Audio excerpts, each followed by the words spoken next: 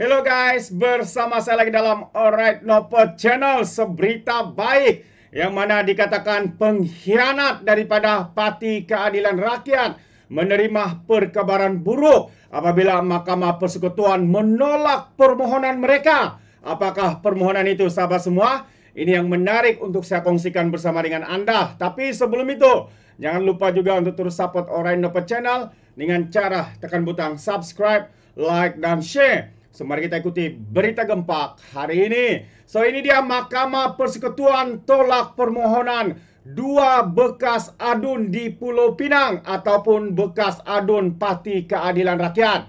Jadi, apa permohonan mereka dan apakah isunya? Mari kita lihat kenyataan media ini dan siapakah individu-individu ini. Jadi, Mahkamah Persekutuan hari ini menolak permohonan dua bekas ahli Dewan Undangan Negeri DUN Pulau Pinang yang memohon kebenaran merayu keputusan berhubung kesahihan usul diluluskan oleh DUN Pulau Pinang itu yang mengisytiharkan kerusi mereka kosong. Panel 3 hakim diketuai Hakim Besar Melaya Datuk Seri Hasna Muhammad Hasim memutuskan tiada merit dalam permohonan yang difailkan bekas adun Sungai Aceh Zulkifli Ibrahim dan juga bekas adun Seberang Jaya Dr. Afif Bahardin.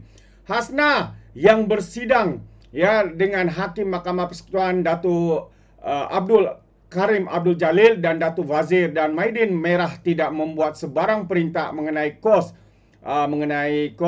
Jadi kedua-dua bekas adun itu menerusi peguam mereka. Tan Sri Azhar Azizun Harun memohon mahkamah memberikan kebenaran untuk merayu dengan alasan terdapat 4 persoalan undang-undang baru untuk diputuskan di Mahkamah Persekutuan.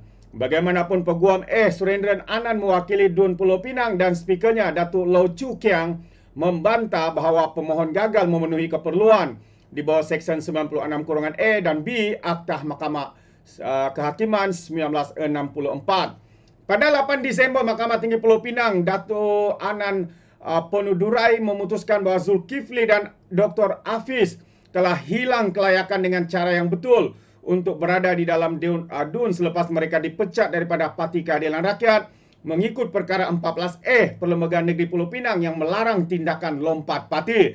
Jadi sebenarnya mereka ini adalah individu-individu kata-kata politik yang keluar daripada PKR dan masuk Parti Bersatu bersama dengan Azmin Ali. Mereka ini adalah kuncu-kuncu Azmin Ali.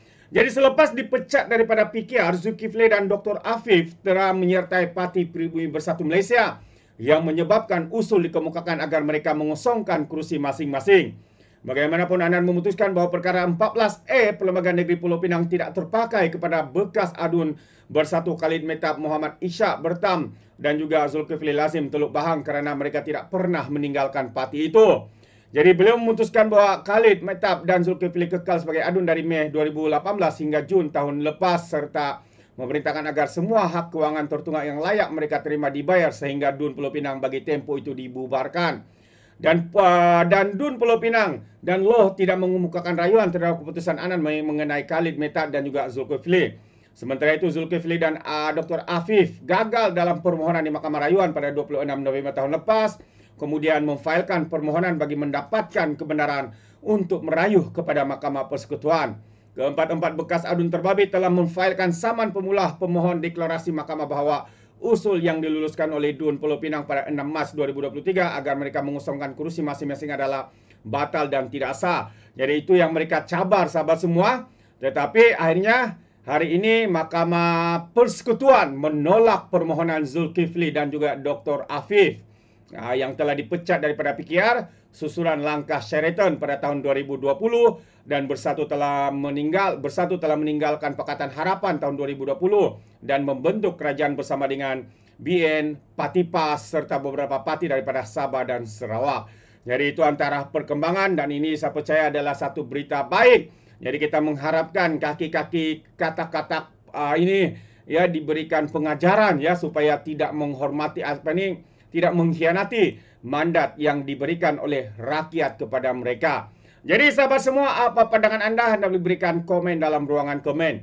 Jadi sebelum saya akhiri, saya juga ingin memberikan sedikit perkembangan juga berlaku di dalam Mahkamah Kuala Lumpur apabila dikatakan dua lelaki didakwah terlibat dalam kerusuhan bersenjata pisau depan pusat hiburan.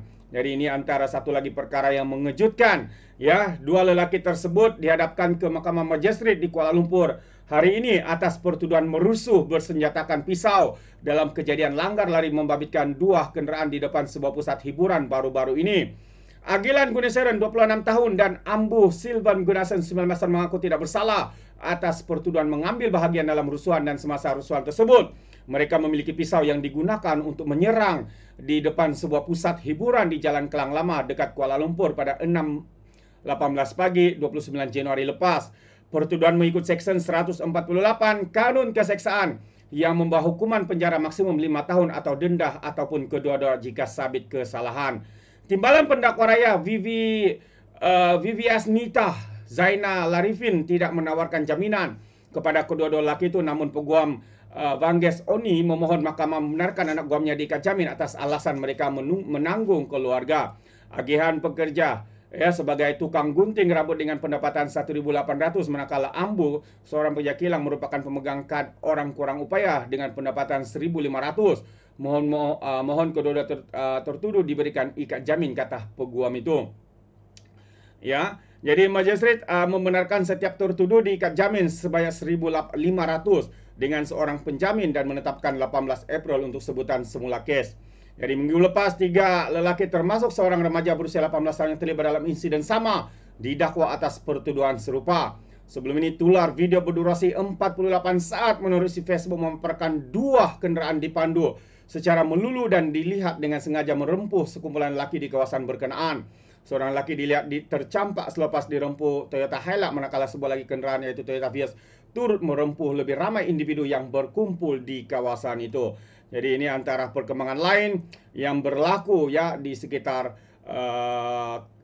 negara kita, sahabat-sahabat semua. Tetapi yang lebih mengejutkan dan saya boleh anggap ini sebagai satu berita baik buat kita semua apabila pengkhianat Parti Keadilan Rakyat akhirnya menerima perkabaran buruk apabila Mahkamah Persekutuan menolak permohonan mereka ya untuk mencabar keputusan yang dibuat oleh DUN Pulau Pinang, yaitu untuk mengosongkan kerusi mereka karena mereka telah mengkhianat, mereka telah menjadi pengkhianat dan terus menjadi pengkhianat. Jadi sahabat semua, apa pandangan Anda? Anda boleh berikan komen di dalam ruangan komen. Terima kasih. Izinkan saya untuk mengundurkan diri dan seperti biasa peribahasa mengatakan, tapapun kangkap 2 ton keinginan. Dalam bahasa Melayunya, tepuk dada, tanya selera. Sekian je daripada Alright Nopa Channel. Saya kita berjumpa lagi. Bye-bye.